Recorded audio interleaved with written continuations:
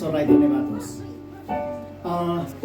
परमेश्वरको वचनमा लेखिएको जस्तै पौडी 2:9 आँखाले नदेखेको, कानले नसुनेको, मानिसको समझमा नपसेको यस्ता कुनै पनि कुरा परमेश्वरलाई प्रेम गर्नेले परमेश्वरले गर्न दिनुहुन्छ भने जस्तै हामी मनले चाहेर मात्रै हुँदैन, हामी शरीरमा पनि दोस्रो पटक क्रिसमसको समयमा मैले यहाँ सहभागी हुने मौका पाएको छ। यो दोस्रो पटक हो। योभन्दा पहिला याद छ यहाँनिर निकै ठुलो हाम्रो कार्यक्रम सायद योभन्दा बढी औपचारिक